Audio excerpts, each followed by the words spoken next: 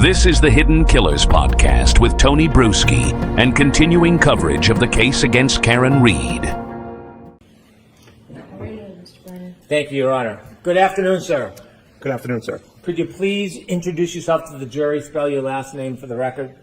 My name is Kevin O'Hara, O-H-A-R-A. Where do you work? I'm a lieutenant with the Massachusetts State Police. How long have you worked for the Massachusetts State Police? 23 years. When you began your career, what was your role with the Massachusetts State Police? I was assigned as a trooper, a patrol trooper, working out of several barracks across the state. Did you have to have any special education or training before you became an official Massachusetts State Police trooper? Yes, I did. We went to a 6-month academy in New Braintree. How long were you on patrol for? I was on patrol for 17 years until I became a sergeant in 2018. So 16 years, became a sergeant, then a lieutenant. In those 16 years, did you have any additional training after basic academy? Yes, continued training throughout the years, additional training. Eventually, I wound up joining a search and rescue team, went to search and rescue training. Tell us a little bit about search and rescue, what you did and what you do. I'm the team commander for the State Police Special Emergency Response Team, which is known as CERT. I am also the search and rescue coordinator for the state of Massachusetts. As a team, we conduct monthly trainings, at least twice a month, where our team will come together and train. We've been to trainings all across the country to hit national training standards. Do you have any particular roles when you look for certain types of things? So for CERT, we have 3 main mission types. We will do lost missing person searches, we will do evidence searches, and then we also do crowd control or security at large-scale events, such as the Boston Marathon, the July 4th celebration. We get assigned to Gillette Stadium for all the events down there as well. You mentioned that you work, part of your work is looking for missing persons. Yes, sir. Did you receive any specialized training, have any special experience looking for missing persons as far as training technique? Yes, we get certifications through NASAR, which is a National Search and Rescue Organization, NUSAR, which is a New England-based search and rescue group. We will train several different types of trainings to, improve our search techniques, including man tracking, probability of detection, critical separation, which is how we'll line up as we're searching certain areas. We've also gone, as I stated before, to national trainings where we've now really used a lot of statistical-based searching in our searches. We'll use live tracking maps now, so we've really advanced the way we search for missing persons.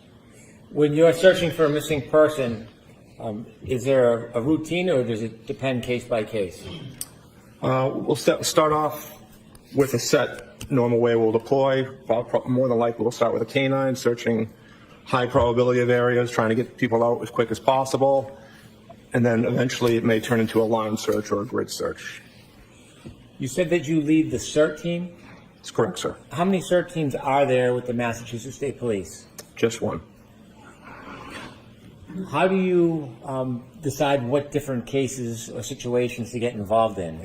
Is that at your request? It's not at our request. We'll receive requests either internally through other members of our department or externally from outside agencies. So can you take us through very basically how would a typical request come to you? Most of the time I'll receive what I call a courtesy notification. I'll get a call from someone that I know in the department or a local police department giving the particulars of the case and if we'd be available and what I think about our response. If we are available, if we're not already on another mission, we'll then start the approval request process, which I'd have to send up through my chain of command. I'd have to send that up through a captain, which then will go to a major who's in charge of the special operations. And then he may have the final say and may even go hire him to Lieutenant Colonel of Field Services. If the request is internal through another member of our department, it also has to go up their specific chain of command as well. Sometimes getting an external request sometimes goes faster because there's not that second chain of command, to go through. In 2022, how many full-time members were on the CERT team? At that time, we had 55 members, we had one full-time member, 55 total members on the team. So the members on the CERT team, did they engage in other roles at the state police at the same time they're a member of the CERT team? Yes, it's an additional duty. They have a primary assignment either at a barracks or some other assignment throughout the state. If you decided on accepting a mission or you were assigned a mission, who determines how many people from the CERT team would attend? That would be determined by myself and the captain from Special Operations. You mentioned back in 2022 there was 1 full-time member and 55 part-time members of the CERT team? Yes, 55 total, correct, sir. As we stand today, how many full-time members of the CERT team? Currently, we're 69. We did have 71. We've had a few members leave the team recently. Are those full-time or part-time members? I'm sorry, that's full total members. We have currently 5 full-time members, so we increased our on both ends. Are members of the CERT team who work for the Massachusetts State Police drawn from different geographical locations around the state? That's correct. We try to split east-west the best we can geographically, just so we have as quick a response time as possible. We'll break it down further into the northeast part of the state, the southeast, central, west, but main breakdown for us is east-west, basically using 495 as our boundary. If the CERT team's assigned a mission and there are members that are chosen to participate, how often would you go to that scene or involve yourself in that particular event? When I was the only full-time member, probably 99% of the missions I would go to. Now we have a few other supervisors on the team. I have a full-time executive officer who's also a lieutenant, but my role hasn't changed too much, still 90 to 95% of the missions. I want you to take us back to January 29, 2022. Were you contacted or was a request made for you to consider and accept the mission? Yes, I received a call from Lieutenant Tully. After receiving the call, what was your process? Again, that was what I would classify as a courtesy notification to see if we were available, if he thought we could get a response on that date. I told him we would be able to respond. I asked him if he had started the approval, the request for approval up his chain of command, which he hadn't at that time. He stated he would start on that, and then I contacted my captain after getting off the phone with him to start the approval process through my chain of command. Do you remember generally about what time this process began? He called me at 2:32 p.m. At some point, was the task or the mission assigned? So I told Lieutenant Tully that, we had received a snow that day. I told him most of the members, including myself, may not have shoveled out their driveway.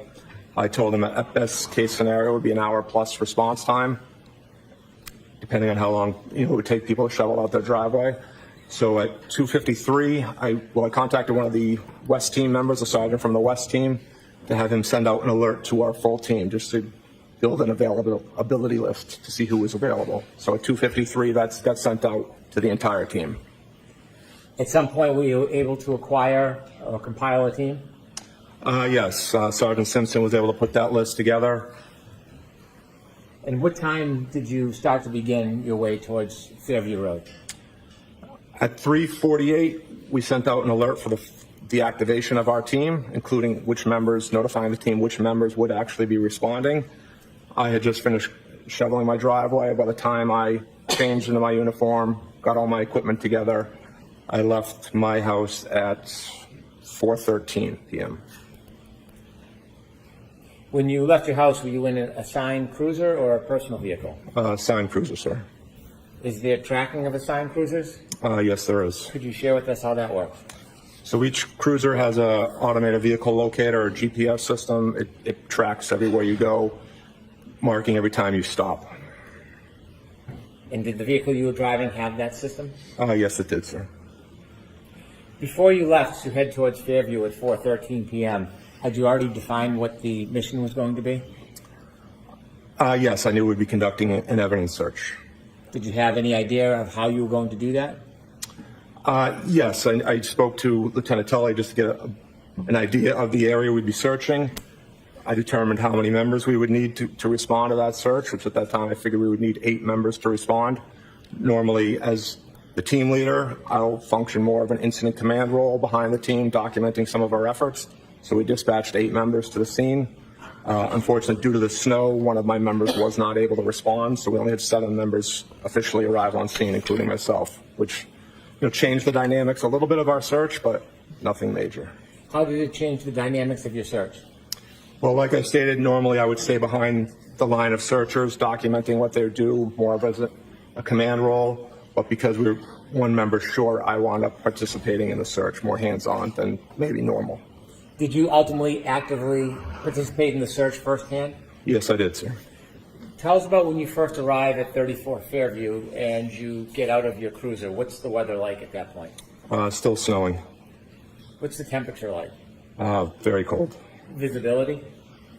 It was windy, but no real issues for us to see as we were working. Was there a particular area you were looking at? Yes, once I spoke to Lieutenant Tully, we wanted focusing on a specific area to search. What time did you arrive at 34 Fairview? 4:56 p.m. Did any of your team arrive before you? Just prior to my arrival, one member arrived at 4:54 p.m. And do you remember who that was? It was Trooper Jason Bousselet. Were there other members that arrived after you? Yes, there were.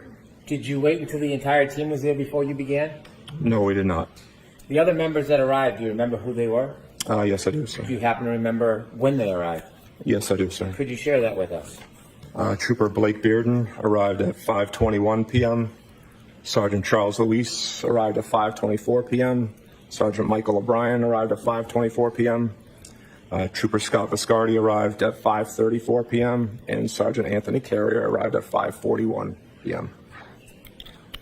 When you first arrived at Fairview and you looked at the scene, did you have any personal knowledge where any person had been in that area? No, I did not. Did you learn generally that a man was found in that area? Yes, I did. Did you have any photographs or precise location of exactly where that person had been found? No, we did not. Did you have a general area that you were directed to? Yes, sir. Any landmarks you can share with us in the general area where you were going to be focused on?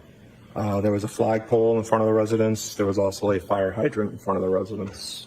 Who made the determination of the scope of the area that you would search? I made the final markings of the distance we wanted to search, but we were guided by Lieutenant Tully's information he was able to provide for me. How did you decide the depth and the broadness of the area you were going to search?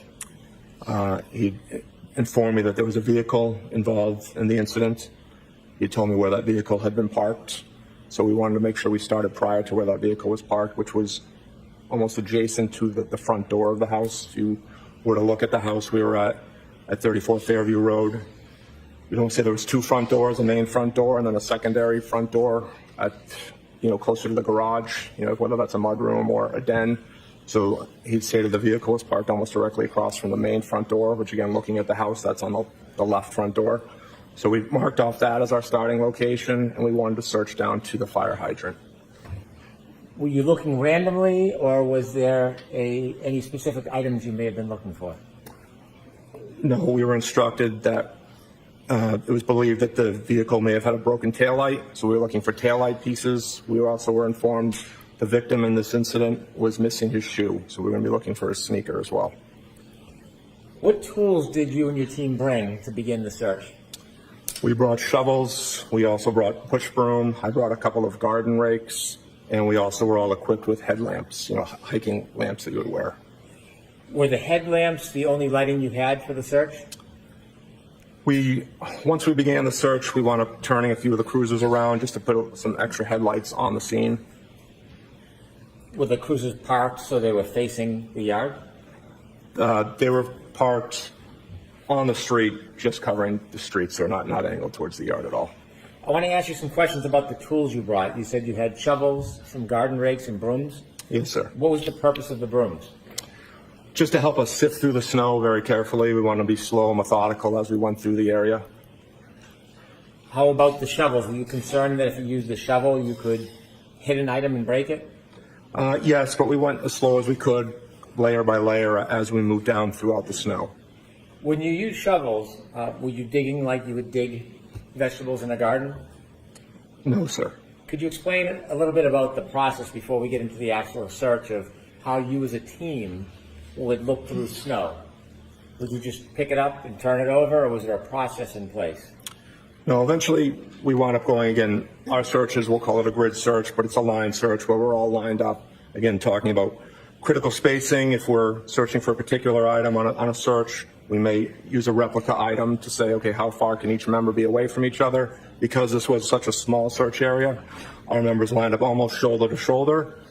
Once we were on a line, we would slowly move forward, each member taking out snow, sifting, small layers, sifting it out at their own feet with a right flank along the curb in front of the house. That snow would eventually get moved out to the street where I was standing. I was the left flank on our line.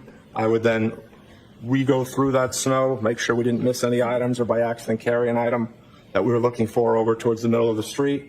Once I was satisfied there wasn't anything there, I would take that snow and throw it across to the other side of the street.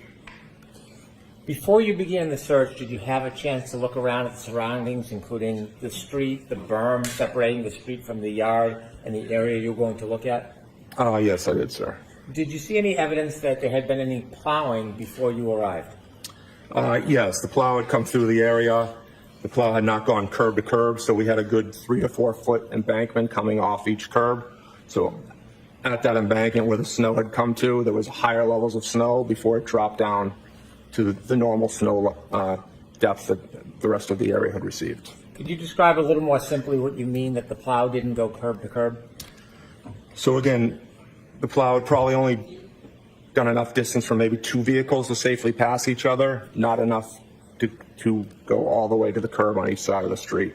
As we wound up parking, the responding members, as they wound up parking in the snow closer to the curb, and at the end of the night, several of the cruisers were stuck. We had to push them out. When you looked at the snow that appeared to have been pushed by the plow, did that snow that had been displaced reach the berm, the separation between the street and the yard? No, there was 3 to 4 feet between the edge from where the plow was to where the curbing in front of the house was located, sir. The area where you searched or where you were pointed to where Mr. O'Keefe was in that general area, did it look like any snow from any plow had reached that area? No, it did not. When you began the searching, do you know what time it was that you actually began searching? We moved my cruiser and Trooper Boussolet's cruiser at 5:20. We had started gridding off where we wanted to search, but at 5:20, that's when we moved our cruisers to put the headlights on. That's right. Trooper Bearden and the 2 sergeants arrived quickly after on scene. So by 5:24, we started. All 5 of us were lined up shoveling. When the 2 other members arrived on scene, they just joined in on the line to help us move. From when you first arrived at 4:56 p.m. to when you began the search at 5:20 p.m., did you see anybody enter the area that you were going to search other than you or a CERT team member? No, they did not. Were there other people in the area outside the scene or the grid that you were going to search, other than you and members of your CERT team? Lieutenant Tully arrived on scene. Was there anybody with Lieutenant Tully? At one point, he had several other people with him. Maybe, I believe, 5 throughout our search. Maybe 5 different people, including him, were on scene. Were those people part of state police? At least 1, maybe 2. Unfortunately, I don't recognize all 2,500 members in our department, but there were probably about 5 total people on scene, sir. Was there somebody who was picking up any evidence that you may find and putting it in bags and preserving it? After we found located evidence, it was documented on scene by the detectives. So you yourself were not documenting?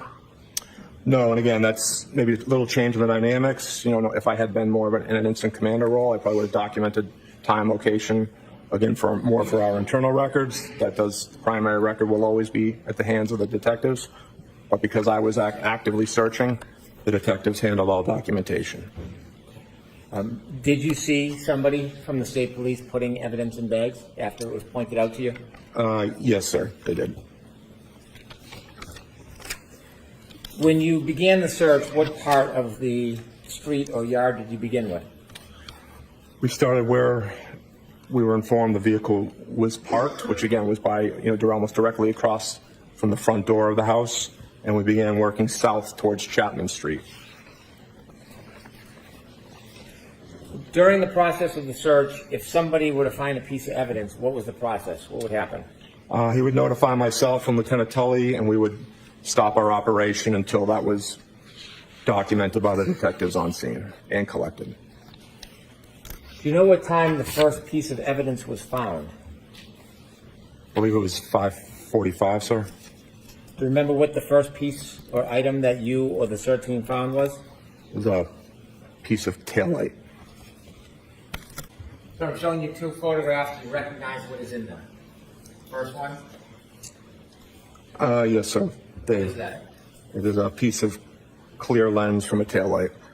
And the second photograph? It's the same lens, just a little enhanced, closer. A close-up? Yes, sir. I move to introduce these two photographs into evidence. All right, so one is a close-up of the other, It is. so court reporter will be the next plus A. With the court's permission, could I show the exhibits? Yes. You see exhibit number 129, please.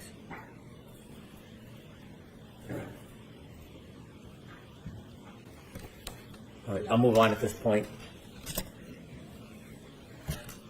And that was at 5:45? Yes, sir.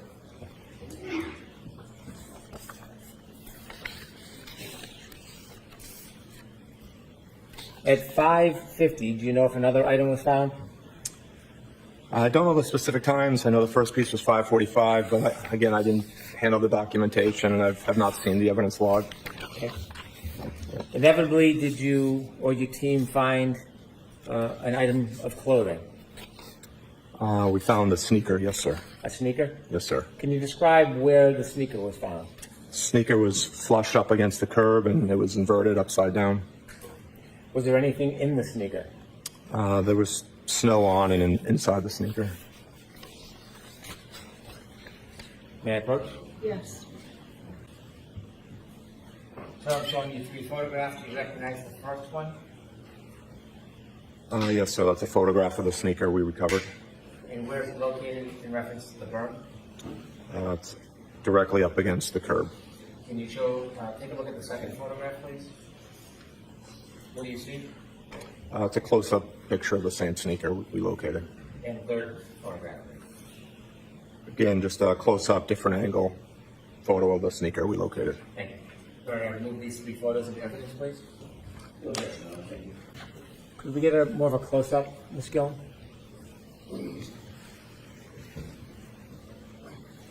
Sir, can you describe what you're seeing here?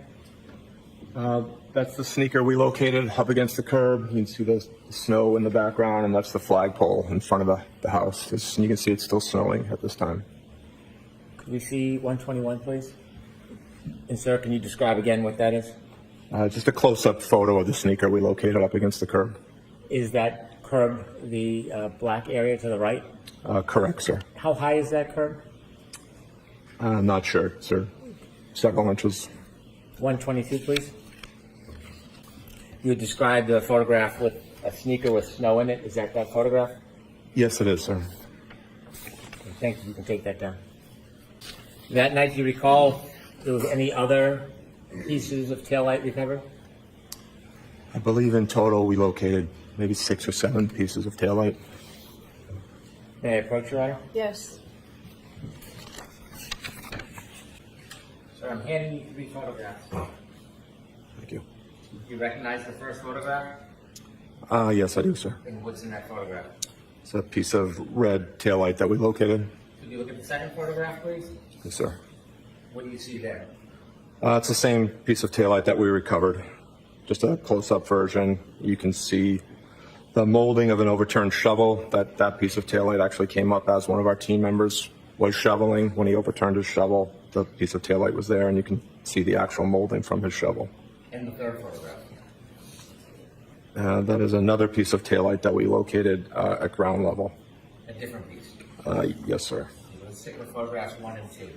Photograph 1 and 2 is close-up and a further view of a piece of taillight. Are those fair and accurate depictions? Is that piece appeared that night? Yes, they are, sir. All right, we'll introduce two photographs into evidence. So when these items were found, did you examine or study the depth of those items when they were found? I did not, sir. Gave them a glance when our team members told us we found something. And then Lieutenant Tully took over documentation. I returned to my place, on our line. Do you know if any of the items were touching the ground or were they on snow? A couple of the pieces were found at ground level, touching the asphalt.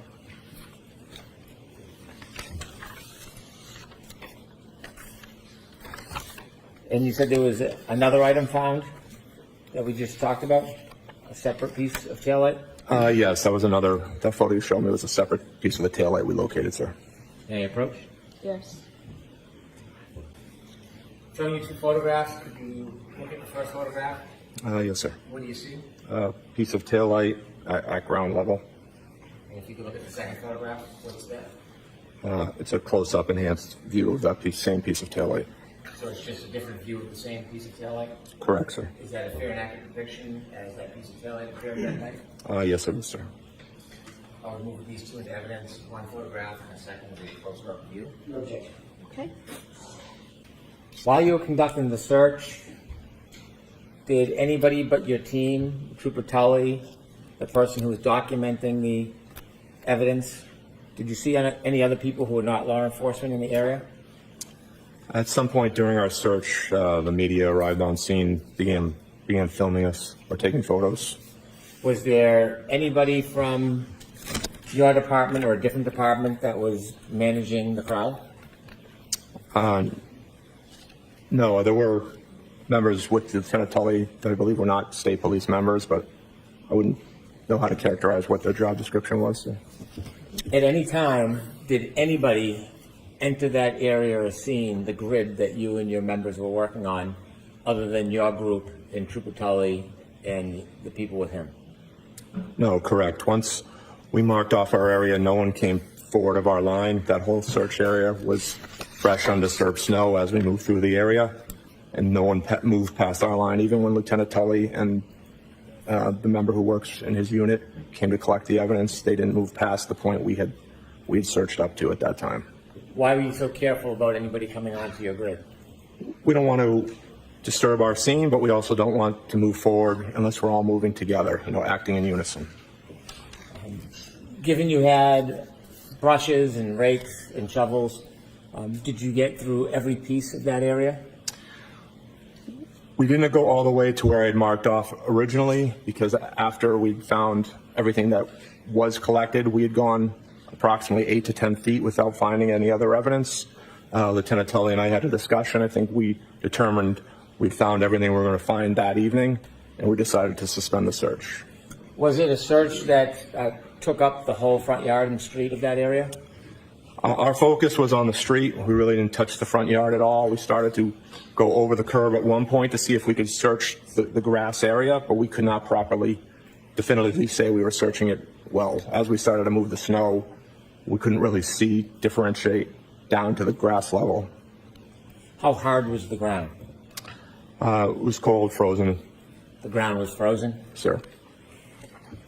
And so not being able to search the entire yard, was there a plan at that point? Did you just end your mission? So when we suspended our search, we'll always do a full team debrief, and we'll debrief with the person who requested our search. And at the end of our search, we'll come up with what we call our probability of detection. We'll give a baseline determination of what I think, percentage-wise, whether we would have found what we were looking for. We'll provide that. I did provide that to Lieutenant Tully.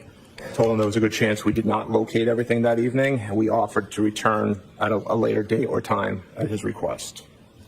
When you were looking generally for pieces of taillight in the sneaker, were you informed, did you have any idea how much taillight would be in that area? I did not know, sir. Was there any way for you to, at that point, identify exactly what you were looking for? No, we didn't have a photo of the taillight. I was never shown anything, so I wasn't sure how much we were actually looking for. May I approach, Your Honor? Yes. I'll withdraw that. What time did you end the search? Approximately 6:15, I believe. I was the last one to leave, which was 6:23 p.m. when I left. And so how long was the entire search? It was about 55 minutes. We started again around 5:20, ending around 6:15, sir. Do you know if any other colleagues and members went back at a later date? I've been informed that they did, yes, but not from my team, but other members of our department. I'll just move on. Did your team go back? We did not, sir, no. Thank you. I have no further questions. Good afternoon, Lieutenant. Good afternoon, sir. When you first arrived at the scene, was there crime scene tape up? No, there was not, sir. Was there any barricade up at all? No, there was not. Was there any evidence that the crime scene was being secured at that time? There was no police presence on scene, sir. Okay. So that when you arrived, the scene had been left unsecured. Do you know how long it had been left unsecured? I do not, sir. So before you arrived, at least, and before your presence was known, or some time before you got there, that scene could have been accessed by anyone, to your knowledge. Well, I think the weather played a good help in us with the scene security, because with that being fresh, undisturbed snow, and with the man tracking we do, we would be able to determine if anyone had access to that area. Of course, of course. But you don't have any personal knowledge of anybody actually securing that scene for onlookers, bypassers, anybody that wanted access to it, they could have had it? Not that I'm aware of, sir. Okay. You indicated that Lieutenant Tully first contacted you around, well, not around, but exactly at 2:32 p.m., correct? That is correct, sir. At that time, your team was not stood up. In other words, you were not activated, because that was an initial call by Lieutenant Tully, not an activation call, correct? Correct. That's a courtesy notification, sir. And at that time, Lieutenant Tully had not received the proper protocol, the proper approvals through the protocol to actually have your team activate and have your team dispatched. Yes, I think he'll normally, when we get activated, before they start the process going through their chain of command, they'll call me just to see if we're available and if we could actually respond, instead of wasting other people's time calling us. If I were to say, no, we are already assigned on another mission at this time. Right. So around 2:53, you indicated that one of your subordinates, Sergeant Simpson, notified the rest of the team that get ready, but we have not been given the green light, correct? Correct, sir. Building an availability list of who could respond. Okay. That was just a kind of a precursor, if you will, for lack of a better phrase, to make sure that you had the available personnel, so when the green light, or if the green light came, you could activate. Correct, and to help start giving people the heads up to start shoveling their driveway. Like I said, as soon as I received that call from Lieutenant Tully, I hadn't shoveled my driveway yet. Okay. I went out and had to go clear my driveway and my cruiser, and the end of my driveway, we usually get plowed in by our plows. We had several feet of snow at the end of my driveway, sir. Lucky you. Yes. All right. Did Lieutenant Tully inform you in that first phone call that colleagues of his, Massachusetts State Police colleagues of his, were already en route to Dighton to retrieve or seize the SUV? He did not say that, sir. Did Lieutenant Tully inform you that Massachusetts State Police had actually contacted the Dighton Police Department for their assistance in potentially seizing that SUV? He did not tell me that, sir. Did he indicate to you, you indicated that your conversation was at 12:32. Did he indicate that he had just gotten off the phone with Dighton PD at 12:31, just a minute prior? Our phone call was at 2:32, sir. I'm sorry. I don't know if that can, Did I say 12:32? that's a different time you're looking to. 2:32, and he had just gotten off the phone with Dighton PD at 2:31. Did he indicate anything like that? No, we did not, sir. Okay. So we do know that at that 2:30-ish hour, you were not authorized to respond to the unit, to the location at that point. None of your units were en route at that point. No, neither one of us had requested approval through our chain of command at that time, sir. And you've already told us that you didn't head out until just after 4, sometime after 4 p.m.? Yes. My GPS data has me leaving my driveway at 4:13 p.m. Got it. Once you were at 34 Fairview, you arrived first, correct? No, sir. I'm sorry, I mistook that. Tell me who did arrive first. Trooper Busalil arrived at 4:54, and I pulled in just after him at 4:56, sir. My mistake. When you first arrived, you were awaiting others of your team to arrive as well in their personal vehicles or their marked vehicles, correct? They were Still en route at that time, yes, sir. When you got there, you did not know at that point where you were going to be directed to search, correct? I did not know, sir. All you knew was a residence and an address, correct? Correct. As your team members arrived, were they arriving in personal vehicles, cruisers, or some combination thereof? They were all arriving in state-issued cruisers. Okay, so all 7 of you arrived. It was 7 total, correct? Correct. We, again, initially started 8. One member was not able to get off the end of their street due to plowing, so we were 1 member short from the original dispatch. Understood. Lieutenant, when you arrived, given the fact that you did not know where you'd be searching, you got actually indicated previously that the flagpole, the fire hydrant, et cetera, that part of the lawn, that part of the yard was behind you as the cruisers pulled up and you parked your cruisers waiting for everybody to get there, correct? When I arrived, I parked almost at the end of the driveway of that residence, sir. Okay, was your tail facing the flagpole, or was your nose facing the flagpole? Tail was facing the flagpole. So sir. you pulled up to the driveway, I'm guessing from Chapman? Yes. Heading north? Correct, sir. Yes, from Chapman. Okay, so you pulled over to the edge of the driveway, sort of on the wrong side of the street, I'm guessing. Same side as 34 Fairview, sir. Understood. So the area and the grid area that you ultimately decided to search and ultimately were directed to search, that was all behind you. Yes, it was. And it was dark out, obviously. Yes, it was. Getting dark. It was dark. It was winter, so it was dark at Okay. 5 o'clock. Your focus was certainly not on the area behind you at that point, correct? While As we a were matter of fact, your driving, sir? focus wasn't really anywhere, was it? Because you No. didn't know where you were going to search. Correct, sir. Okay. Ultimately, your team members began to arrive one by one, and each one of them would stay in their car, or would they get out and come coordinate with you, like at your cruiser? No, as they arrived on scene, they would come out because Lieutenant Tully had already arrived on scene. He was technically the 3rd member of the state police on scene. Okay. So once he got on scene, I was already out talking to him, and I was marking off the area we were going to search. Understood. He ultimately, at some point, did direct you to a location behind you, which you were not currently focused on, toward the flagpole, the fire hydrant, you said. Yeah, I wasn't focused on any area at that time, sir, no. You marked those the areas out that Lieutenant Tully directed you to with some sort of grid coordinates, or was it just sort of a mental grid? No, I wound up marking, stepping it off in the area I wanted to search, sir. Did you use any string or rope or anything like that to physically grid the area off? No, I just marked a line in the snow, sir, where I wanted to Understood. start and where we wanted to end. And you did that with footprints? No, with the shovel, and then a mark where we wanted to start and end, I sir. see. So sort of dragging a shovel in the line. Oh, In the just snow. where the berm was, sir. I knocked the berm down, made an obvious impression of where the shovel was Okay, at the starting location where ideally I wanted to end. perfect.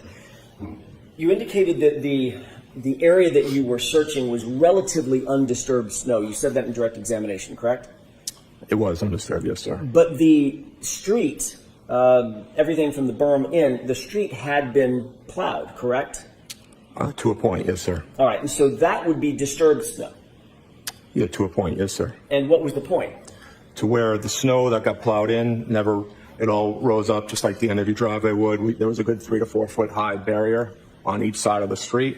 Once you were able to knock down that initial barrier of snow, the level of snow dropped down to the normal depths that you would have seen in anyone's front lawn at that time, sir. And is that what you're calling the undisturbed portion of the snow? Correct, sir. Okay. Lieutenant Tully told you that you were going to be looking for a man's shoe, a sneaker of some sort, or a shoe of some sort, correct? He said sneaker, yes, sir. And he told you that you'd be searching for plastic, red plastic potentially from a taillight. Is that right? I said taillight pieces, yes, sir. Did he indicate that some of them would be red, some might be clear, might be a combination of the two? He didn't indicate a color either way, sir.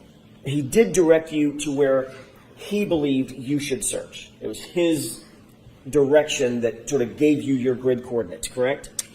He indicated where the vehicle had been parked and where the victim's body had been located and suggested that was the primary area to search. Did he tell you whether or not he knew from personal knowledge where where John O'Keefe's body had been? He did not, sir, no. Did he tell you whether he had personal knowledge where any taillight material might be? He did not know, sir. Did he tell you that he had any personal knowledge where an impact site might have been? He did not know. Did he tell you that he had personal knowledge that there had been an impact site at the location? No, he just said he believed the incident involved a vehicle. Okay. One of your goals when looking at the search location was to obviously remove the snow as methodically as you could, correct? Yes, sir. You wanted to not only remove layers of snow, but then ultimately expose the layer beneath it with as little disturbance as possible. Is that right? Correct, sir. I think you noted that the plow had not plowed all the way to the curb, so the snowbank was sort of in the street, not in the yard, or at least a few inches from the curb line and not in the yard, correct? Correct, sir. As I stated, as some of the responding members parked, they were thinking they were parking in a safe spot in the street, and their cruisers wound up being stuck at the end of the night. And you and your team had some experience doing searches in snowy conditions, being from Massachusetts, I'm guessing. Missing person searches, we've never been out for an evidence search in this specific type of conditions, but we have done missing person searches. So this was the first time you and your team had executed a search of this nature in these kinds of conditions for these kinds of items? In blizzard conditions, yes, for an evidence search, yes. But you did indicate on direct examination that although it was blizzard conditions and the winds were high, and we've learned that windy conditions sort of define a blizzard in some respect, the visibility was relatively good. Yeah, with our headlamps, we had pretty decent visibility. I want to ask you a couple of questions about the techniques for conducting a search like this in some sort of snowfall. Obviously, as a specialist in searches, one of the things that you put as the highest priority is documenting exactly where the search is conducted, what techniques are used to conduct the search, and what, if anything, is found and exactly where it's found, correct? Yes, documentation of your search is important, yes, sir. You'd also want to document the time that things are found, correct? Yes, you want those documented. And you'd want to document the relative locations between and among items that are found. How close are they to each other? How close are they or far are they from a stable landmark, a static landmark, correct? So we will mark items, sir. Okay. Measuring in between distances, they do get stamped when we mark our items. Measuring them would be at the discretion of the investigators themselves. And obviously that would be among the best practices to clearly document how a search is conducted, correct? Correct, sir. Another way to document the evidence or the search is to do it through either video evidence or photographic techniques, right? Just photographing, forensic photographs of where things are found, contextual photographs moving into close-up photographs, correct? That would be at the discretion of the detective, sir. And in this case, that discretion lay with Lieutenant Tully, correct? Yeah, he was the incident commander, correct, sir. You indicated a number of hand tools that you brought with you to the search to make sure that you had the tools necessary to get through the snow and get to the items that if there were any items out there, to get to the items you were looking for. Is that right? Correct, sir. And you did, in fact, remove layer by layer of snow and sort of sift through it as best you could, correct? Yes, sir. That also included some shovels where a shovel full of snow might be gathered and then turned over, correct? Yes, sir. All right. That was done somewhat methodically, is that right? Yes, it was, sir. And you wanted to make sure that you weren't missing anything as you were digging through the top layers of snow and getting down to something closer to the surface, correct? Correct, sir. And at that time, what was the level of snow, if you can estimate it? How much snowfall? I believe the area, not living that far from that location myself, was anywhere from 15 to 18 up to maybe 20 inches in certain towns. And again, this is after 5:45, 5:48 in the evening of January 29th. When the first item was discovered was 5:45. Okay. Yes, sir.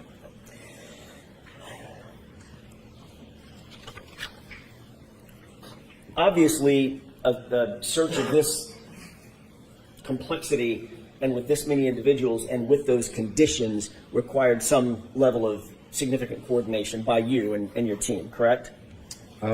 Yes, sir. You had to account for all the personnel who were there. Is that right?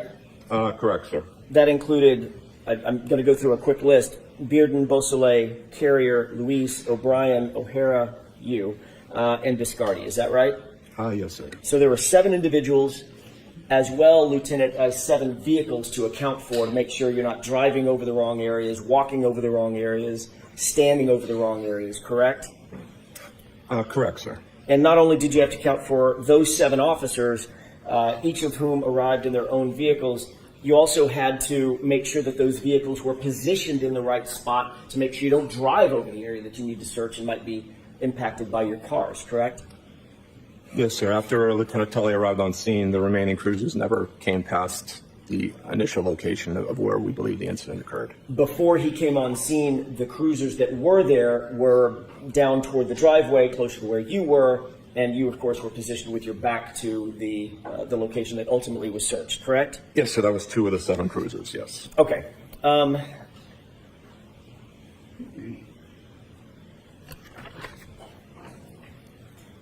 Once you learned where you wanted to search, you literally had to sort of turn around, physically turn things around to begin searching behind where you had originally positioned yourself. No fault of your own, you just didn't know where to go. You had to sort of turn around and go backward toward the area of the flagpole, away from the area of the driveway, correct? Yes, sir. And so as you began to focus on the other side of the house, the other side of the driveway, you had to actually reposition a couple of the cruisers. You didn't have to, but you chose to reposition a couple of the cruisers to turn their lights back around, correct? Oh, that is correct, sir. At some point, you've indicated that there were other individuals who you noticed were at the scene. Is that right? Yes, there were non-cert members on scene, sir. Okay. And those non-cert members included, or they numbered, at least 5 individuals, not including Lieutenant Tully. Is that right? I believe that includes Lieutenant Tully, sir. I believe it was 5 total. Okay, so 5 does include Lieutenant Tully. There were 4 others that were non-cert members, correct? Correct, sir. And those were members, I think you've earlier testified that those were members of either Massachusetts State Police or Canton Police or both. Is that right? I believe it was both, yes, sir. And you did not recognize those individuals?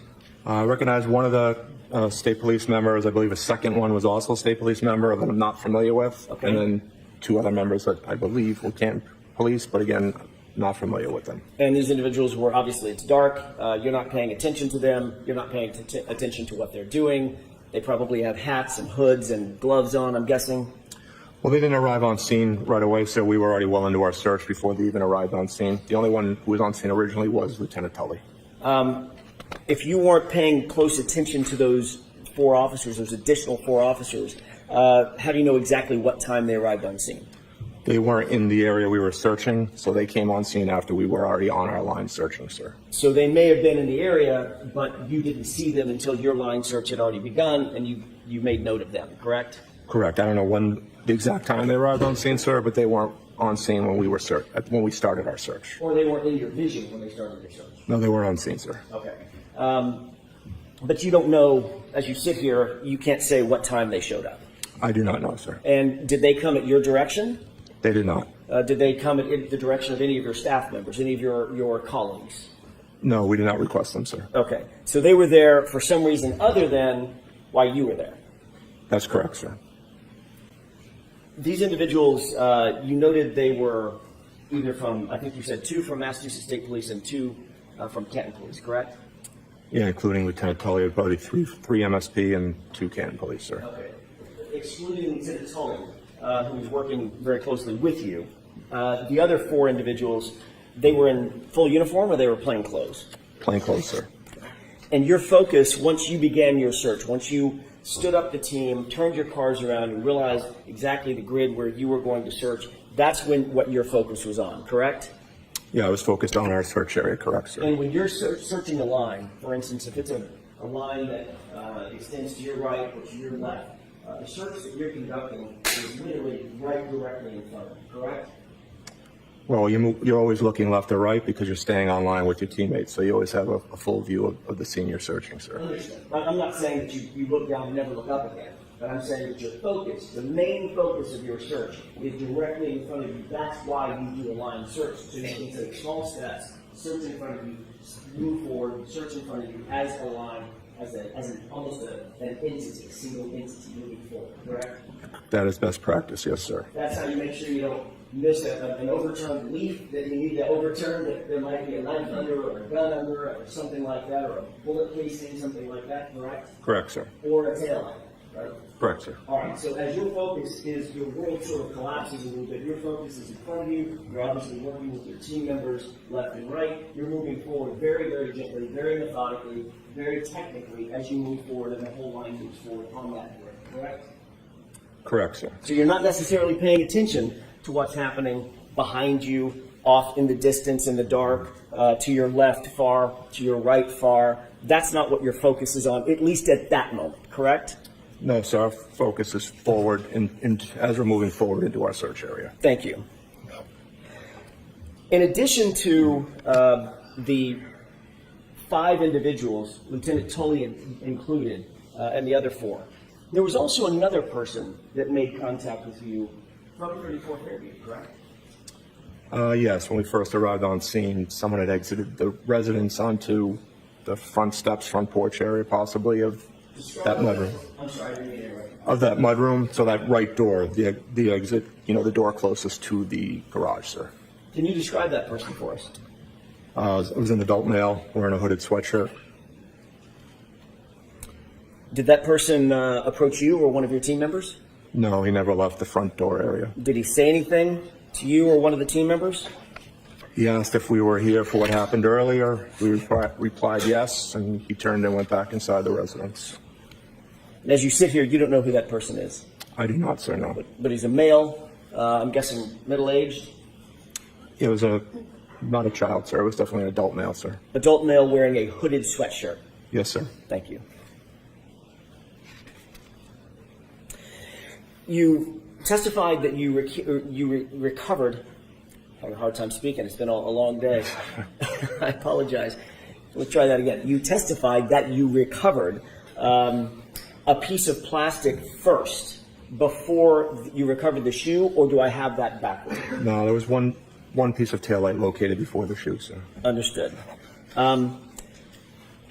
You've also indicated that of the, I think you said 6 or 7 total pieces of plastic that were found, that all of those pieces of plastic and the shoe were found basically right next to each other, correct? I don't know the exact distances, but they weren't too far apart, some several inches to others maybe a foot or 2. I don't know the exact distances, sir. Without assigning an exact measurement down to the millimeter, Lieutenant, you've earlier indicated that all of the pieces and the shoe, relative to each other, it's just relative to each other, were found within a foot or so of each other, correct?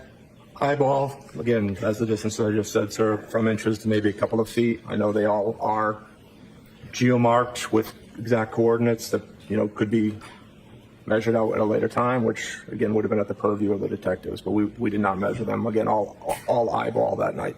Understood. When I say, and it may have been a bad question on my part, Lieutenant, and if it was, I apologize. When I say a foot, within a foot of each other, I don't mean a foot apart. All of them, you've earlier testified, would be inside of a foot total, correct? Or maybe 2 feet now? I don't think they'd be quite that close, sir. I think they were maybe in between each item, sir, or close to it. I have just a moment, Your Honor. Okay. I know this isn't necessarily a memorization contest about your prior testimony, but do you remember testifying about this specific issue? Here I go again. I can't speak. This specific issue about a year ago, and another, back in 2022 at a grand jury? Yes, I did, sir. Okay. Do you remember exactly how you described where everything was with relative, maybe fair, is that a fact at the grand jury? Okay. Relative to each other, do you remember how you testified exactly? I believe I said within a few inches or a foot away. Yes, sir. Excellent.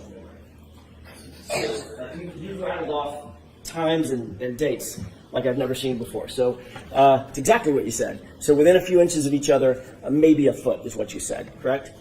That's what I said, yes, sir. Okay, so if it's maybe within a foot, this is 11 and a half by 8.5 piece of paper, maybe an area a little larger than this, correct? Correct, sir. Okay. As you found items of evidence, did you alert Lieutenant Tully to that specific piece of evidence? Yes, so I was not one of the members who found any of the evidence, but as my team members located something, we would halt the line. Lieutenant Tully was a short distance behind our line. We would get his attention. We would cease our operations until he informed us that he felt it was properly documented. And ultimately, Lieutenant Tully was the person responsible for documenting that item, is that right? That is, sir. We fall under the incident command structure. He technically took the lead as the incident commander that night, sir. And he did that through photography? Yes, sir. So you saw him taking pictures of the items in their place once they were found, correct? Yeah, I believe he was the one taking photographs, sir. And by definition, Lieutenant, as a search like this is being conducted, unfortunately, moving snow means possibly moving the items themselves, right? Potentially, yes, sir. Because they might end up in a shovel full of snow, you turn it upside down. That's not where a piece of evidence was to begin with, right? Correct. It's been moved at that point. But in this case, nearly all of the pieces that you did find, including the shoe, were nearly next to each other, meaning within inches of one another, correct?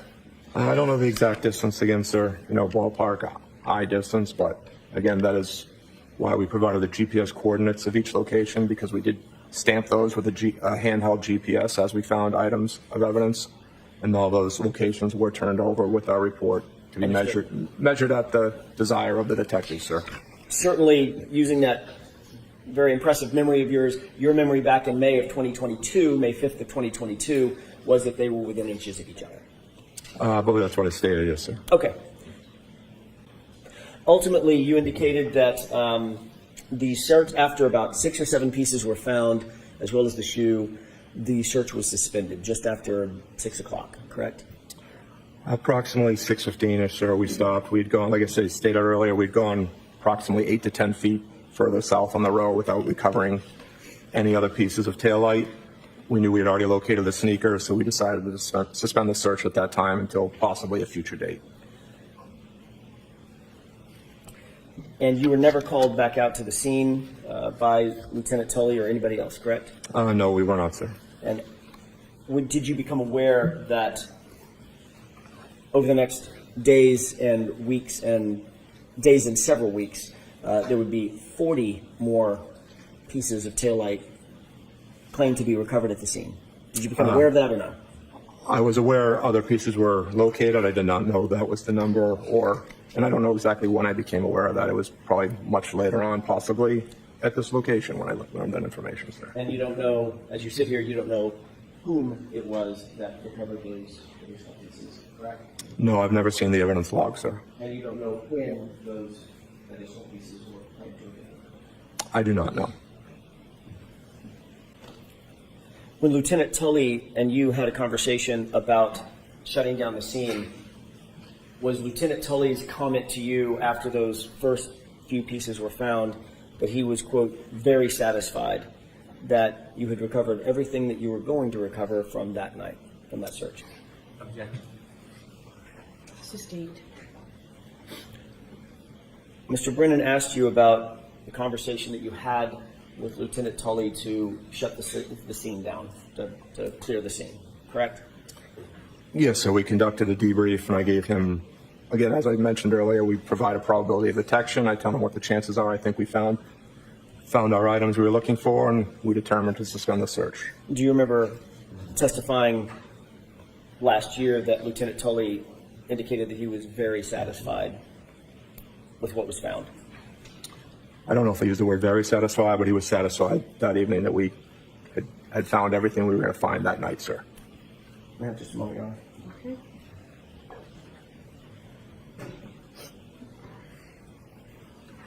Do you remember exactly what you indicated Lieutenant Tully's words were as you sit here? I believe, yes, he was satisfied with the search. I just don't know if he used the word very satisfied or not, sir. Would it refresh your recollection to take a look at your transcript? I'm sure it will, sir. It's the one thing you didn't remember. Man. Thank you. Highlighted portion, Lieutenant. Thank you, sir. I'm just going on the date. Is this from last year or would this be from the grand jury, sir? June of last year. Okay. Yes, sir. So it does state here that I stated he was very satisfied with the search. Yeah, refresh your recollection if that was the word that he used, or at least you remember him using that. Yeah, I believe, to the best of my recollection, sir. Very good. Yes. Thank you, sir. May I have just a moment, Your Honor? Yes.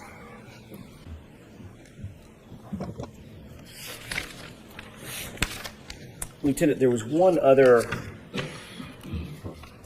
thing that I wanted to ask you about, which is you had indicated to Lieutenant Tully at some point close to 6 p.m. or so, it would be helpful if you and your team had a photograph of what it was you were looking for, correct? Yeah, I believe after we found the first piece or two, I asked him if he had a photograph that we could look at just to see how large of an area, how large of a piece we were looking for, sir. Yes. Fine. So that would, just timing-wise, if you found the first piece at 5:45, first piece or two, maybe 2 or 3 or 4 minutes later, after that, maybe 5 minutes later, so let's place it at 5:50, close to 6, something like that? Yeah, probably between 5:45 and 5:50 possibly, sir. And you said to him at the time it'd be helpful if we had a photograph of what it is we're looking for, right? Yeah, I said that would help, yes, sir. And Lieutenant told you that the vehicle did not have a photograph because it was still en route from Dayton being transported to Canada, right? He did say he did not have a photograph and it was being towed back. Okay. Thank you, Lieutenant. Thank you, sir. Sir, you mentioned that there were about 5 people not on your CERT team at some point arriving at Fairview Road or the area of it. Yes, that's correct, sir. 3 of them were Mass State Police. You mentioned Tully and 2 of his colleagues. Correct, sir. Did you see anybody taking photographs of the items that you found? Yes, Lieutenant Tully was taking photographs while we were there, sir. And did you see somebody putting the items in bags? Yes, they did, sir. Was that one of the 2 people that were with Lieutenant Tully? Yes, correct, sir. You mentioned there were 2 Canton police officers. Were they part of the search? They were not, sir, no. Were they on the grid? They were not, sir. Did you ever see them in the area on the grid? I did not, no, sir. They were there. Were they involved in any way in the crowd? They weren't the only people that ever came on scene other than us, and those local officers were at some point. The media did arrive on scene.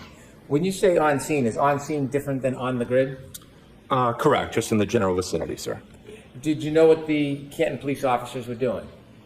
I do not know, sir. Did you ever see either of them ever come on your grid? They did not know, sir. Did you ever see anybody place or toss or throw anything onto your grid? I'll allow it. Did you ever see anybody place or toss or throw anything onto your grid? I did not know, sir. Did you ever see anybody intrude on the grid and leave an item? Choose a different word. Did you ever see anybody physically intrude upon your grid? No, no one did that, sir. You were asked about best practices memorializing. The person who was taking photographs. Hold on for a second. Slow down a little, Mr. Brown. You mentioned best practices of memorializing items. And you also mentioned Lieutenant Tully was taking photographs. Yes, that's correct, sir. Do you know if those photographs were time and date stamped? I believe they were, sir. Is time and date stamping with photographs best practices in memorializing things? Yes, they are, sir. Now, before you defined the grid, and before you began that search, you knew other state police officers, didn't you? Yes, I did. Did you know a person by the name of Trooper Yuri Buchanan? Yes, I do know him, sir. Did you know somebody at the time known as Trooper Michael Proctor? Yes, I do know him, sir. Were either Michael Proctor or Trooper Yuri Buchanan at Fairview that night? No, they were not, sir. Did you see them at any time from the point you got there at 4:56 p.m. until when you left? No, I did not see them there, sir. You mentioned that somebody came out of a side door at 34 Fairview who had a hoodie on. Yes, that's correct, sir. How long were they outside for? Maybe 10 seconds, sir. Did they at any time interfere with your search? No, they did not. Did they at any time try to discourage or dissuade you from searching? Objection, Your Honor. Next question, I'll sustain Did that person do anything to impede your search? No, he did not.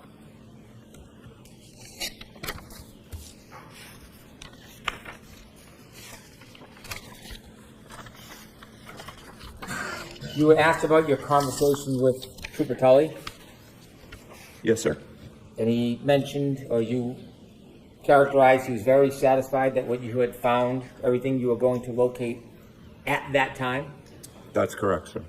Did he ever suggest that he expected that you would not find anything else?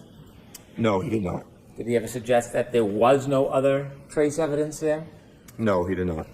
Was there a discussion that he or you or other people may come back to search further at a different time? We offered to come back at a later date, and he just accepted our offer, but we were never contacted to come back, sir. When you offered to come back, was that based on your assessment that it was a difficult area to search?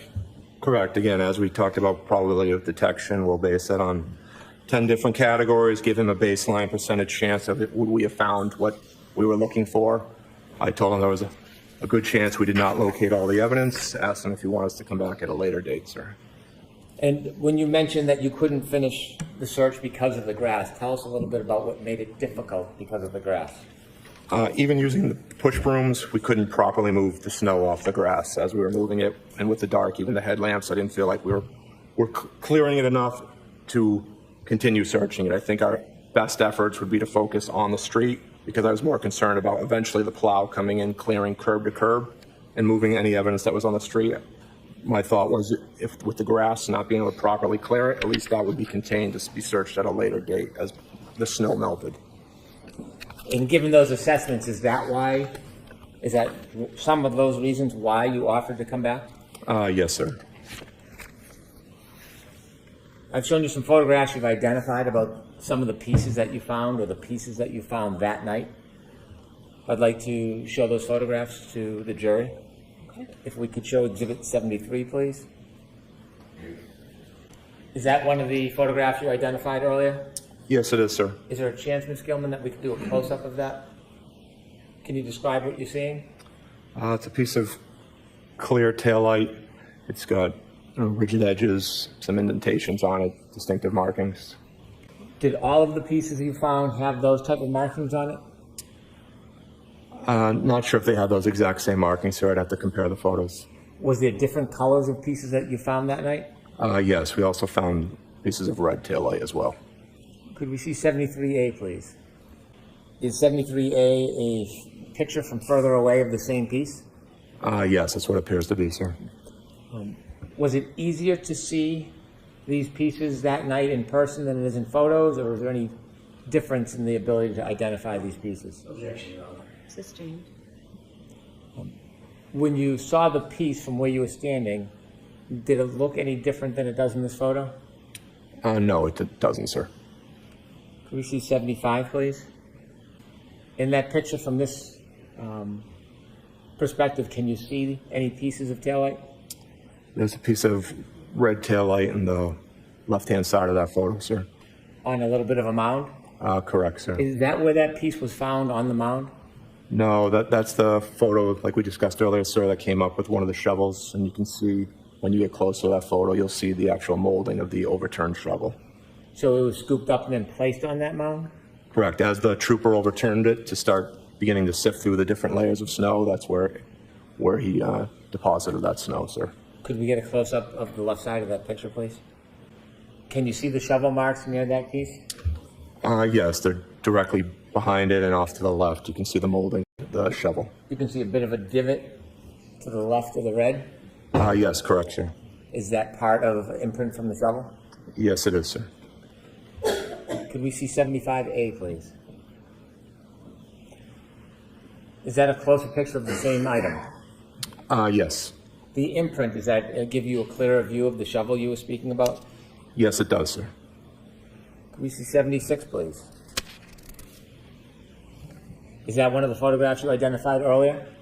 Yes, it is, sir. And that piece, was it found at ground level, Yes, that photo is where that item was located, sir. touching the ground? Yes, sir. Could we get a close-up of that, please?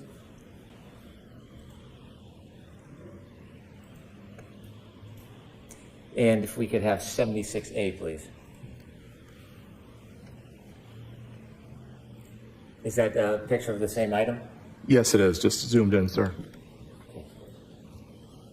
You can close that, please, and turn the lights on. Thank you. To be clear on the timeline, your colleague arrived, first colleague arrived at what time? 4:54 p.m., sir. And you arrived at? 4:56. You mentioned that it looked like fresh snow. Yes, sir. The area we searched was fresh, undisturbed snow. And when you got there at 4:56, when you described fresh, undisturbed snow, was that your impression when you first got there at 4:56? Yes, I had realized that the plow had not cleared curb to curb. You began your actual search at what time?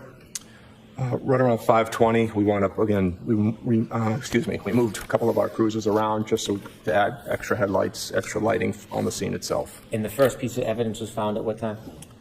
5:45, sir. Your area that you searched, did you say it was 8 to 10 feet? No, sir. The area marked off was just over approximately 60 feet. We had gone about 8 to 10 feet towards the end of the search without locating any more items, and that's where we suspended the search.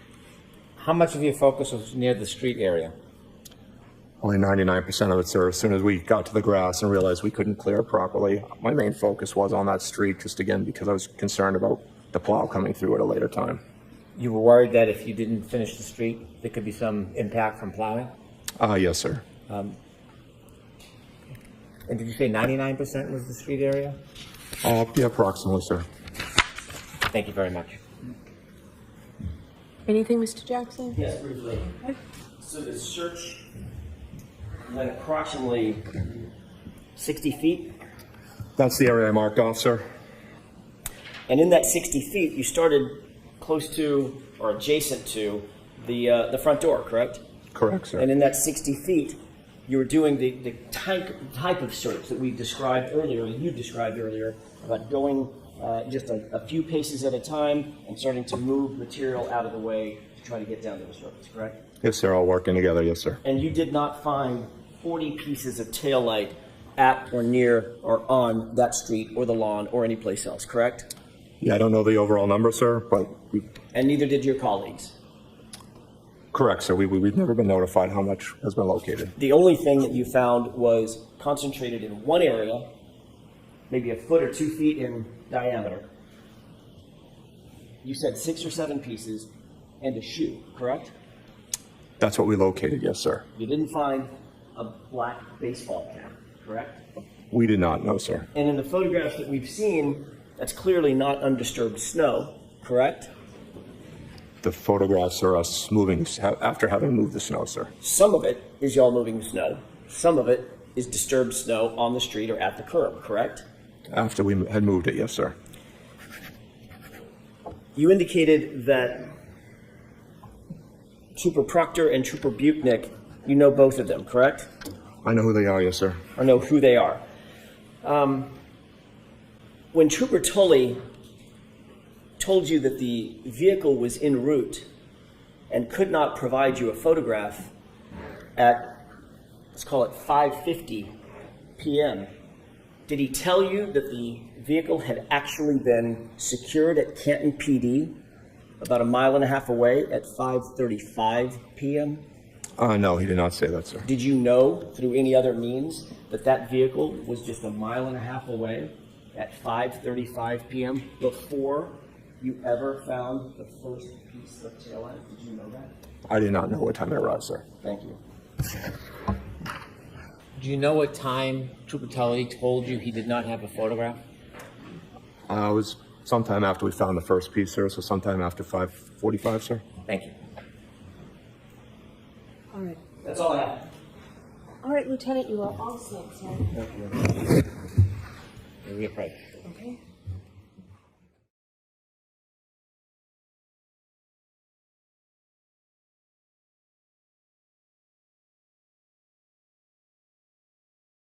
Want more on this case and others? Then press subscribe now and don't miss a moment of true crime coverage from Tony Bruschi and the Hidden Killers podcast.